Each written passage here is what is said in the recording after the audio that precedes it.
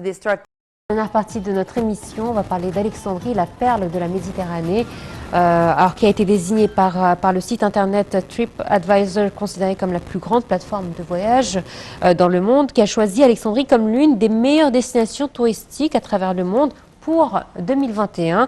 Alors selon la liste publiée par le site, pour faire la lumière sur les destinations touristiques les plus connues des voyageurs, cite l'agence de presse du Moyen-Orient MENA. Alors cette année, la liste comprend 25 destinations dans le monde, dont la ville d'Alexandrie qui a occupé la 23e place. Le site avait choisi Le Caire et Hurghada parmi les meilleures destinations touristiques pour 2020. Le Caire ayant occupé la 12e place et Hurghada la 24e place. Cette liste est choisie selon les commentaires et évaluations écrits par les voyageurs sur les endroits qui peuvent être visités et les activités qui peuvent être pratiquées. Et justement, concernant les activités à pratiquer dans la ville d'Alexandrie, surtout que c'est la saison, hein, vous savez, les Kérotes adorent cette période hivernale pour aller voir, pour visiter cette très belle ville. Nous a rejoint par téléphone Dr Khaled Gharib, chef du département des antiquités gréco-romaines à la faculté d'archéologie à l'université d'Alexandrie. Bonjour. Bonjour, c'est du Caire. Du Caire, oui, c'est bien ce qui me semblait, hein, étant donné que nous vous avons déjà eu auparavant, donc ça m'avait semblé bizarre d'Alexandrie. Voilà, donc du Caire, mais on va parler d'Alexandrie, cette très belle ville. Et étant donné que c'est une de vos spécialités, les antiquités gréco-romaines, et que la ville d'Alexandrie regorge de richesses gréco-romaines, dites-nous un petit peu quels sont vos sites préférés. D'accord. Bonjour à tout le monde, bonjour. C'est Alexandrie. C'est Alexandrie, le rêve d'Alexandre le Grand, qui l'a fondé en 331 avant Jésus-Christ, en 25 topé.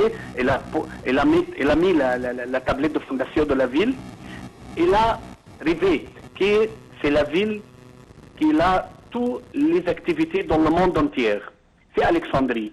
Alexandrie est toujours représent pour nous les trésors pliés en Égypte. Parce que se trouve à Alexandrie quelque chose. Alexandrie, comme par exemple, on trouve le phare d'Alexandrie. C'est un de cette merveille du monde. À Alexandrie. À Alexandrie, on trouve aussi la nécropole de catacombes au Kom Chouaf. C'est le seul exemple que trouve dans le monde entier, hors Italie, hors Rome. À Alexandrie, on a la bibliothèque d'Alexandrie. C'est la première bibliothèque gouvernementale trouvée dans le monde entier à l'époque ptolémaïque. À Alexandrie aussi, on a l'église de Saint-Marc, l'église d'Alexandrie, représente l'église de l'Orient pour tout le monde. C'est Alexandrie. Alexandrie, c'est la ville métropole, la ville mégapole. Ça ne trouve pas d'autres villes comme Alexandrie, parce que Alexandrie représente le port pour toutes les choses. C'est la ville de la diocèse. À Alexandrie aussi, on a beaucoup de monuments pharaoniques. On trouve à Alexandrie, comme par exemple, les obélisques de Cléopâtre s'y trouvent maintenant en Londres et en New York.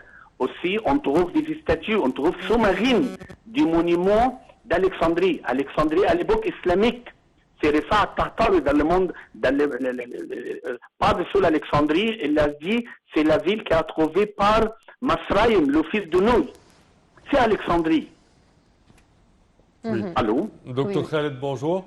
Bonjour, ça va? Ça va, merci. Alors, si on parle également de sites touristiques à Alexandrie, on parle, quels sont les sites qui ont besoin d'être mis en relief, je dirais, pour être visités par les touristes au cours de la prochaine période? C'est Alexandrie. Il faut visiter pour les étrangers le site de Kom Chouaf, le site de Catacombes. Oui. On a là-bas le mélange entre l'art et l'archéologie gréco-romaine en Égypte. Aussi, on a le site de Comedeka.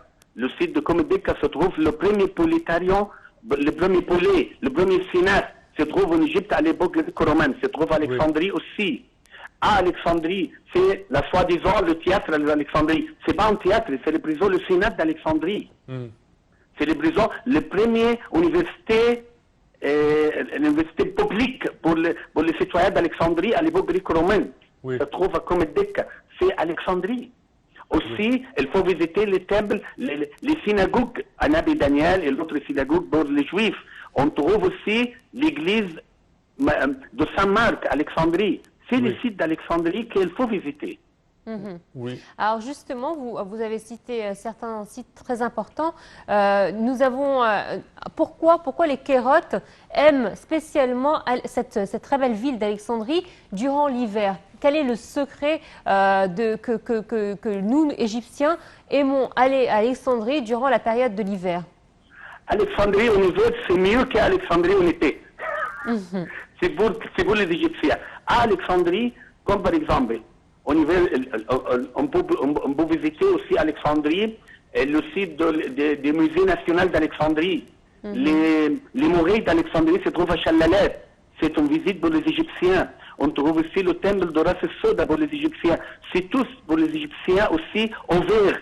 Ouvert et facile de visiter.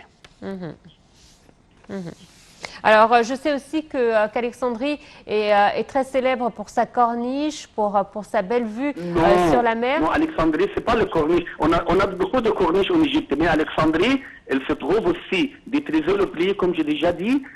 À Alexandrie, on trouve beaucoup des trésors oubliés. Oui, non, mais je sais, mais mis à part ça, on aime se prélasser sur la corniche d'Alexandrie, c'est connu.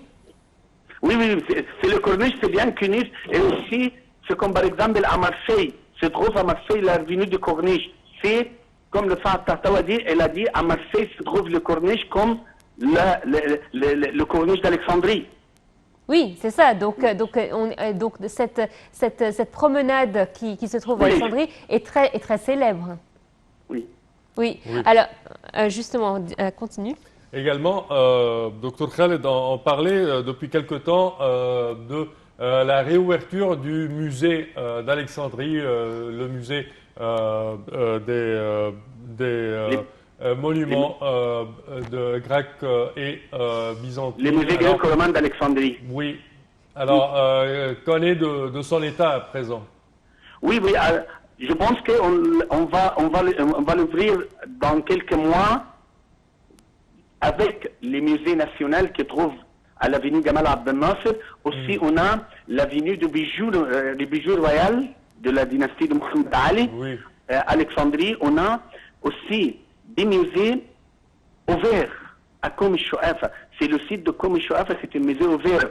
Se trouve le catacombe, se trouve la microbole de la rue Gras, se trouve la tombe de Selvage, se trouve les pains gréco-romains de Kom el-Shouafa. C'est avec les musées gréco-romains, les musées nationaux, les musées de bijoux royaux, se trouvent aussi des musées ouverts d'Alexandrie. Alors justement, vous avez parlé des catacombes et effectivement, c'est un des sites les plus importants de la ville d'Alexandrie. Mais il ne faut pas oublier aussi, quand on parle d'Alexandrie, on parle également des amphithéâtres gréco-romains qui s'y trouvent au sein même de la ville, mais surtout de la bibliothèque d'Alexandrie qui est quand même un des éléments phares de cette ville. La bibliothèque d'Alexandrie représente la première émotion, la première bibliothèque de gouvernement dans le monde entier, comme j'ai déjà dit. Aussi, avec la bibliothèque se trouve le motion. Motion, c'est le même mot qu'on dit maintenant, c'est un musée. Motion, c'est la chapelle de le 9 filles de Dieu Zeus. C'est l'institut pour les recherches, pour les scientifiques. C'est le premier CNRS dans le monde. Se trouve à Alexandrie, dans la bibliothèque d'Alexandrie. À Alexandrie, la bibliothèque, c'est pas la bibliothèque pour les livres, c'est la bibliothèque pour les chercheurs. C'est la bibliothèque avec l'émotion, représente la première bibliothèque avec l'Institut dans le monde entier à l'époque ptolémaïque. Oui, c'est sûr. Merci, docteur Khaled Gharib. Vous êtes donc chef du département des antiquités gréco-romaines à la faculté d'archéologie à l'université du Caire. Merci de nous avoir parlé de cette très belle ville d'Alexandrie. Alors nous, juste pour vous donner quelques informations, c'est vrai qu'à Alexandrie, on vient de le dire, il y a la bibliothèque, il y a également des différents musées, il y a de très beaux jardins que vous pouvez visiter visiter à tout le moment. Montpezat. Exactement. C'est une ville qui regorge énormément de beauté et de richesse. C'est vrai que nous, en tant que Kairote, nous aimons la visiter en hiver parce que essentiellement la corniche est vide, parce que pendant tout l'été, vous avez toute l'Égypte qui se trouve sur cette fameuse corniche. Mais c'est vrai qu'en hiver, on peut se donner le temps de se promener et de regarder et profiter de cette très belle vue de la mer. Voilà, c'est ainsi donc que prend fin cette édition. Merci de votre fidélité. À toi la parole, Samer. Merci Noah, merci chers téléspectateurs et bonne suite de programme, toujours sur Nile TV International. Au revoir.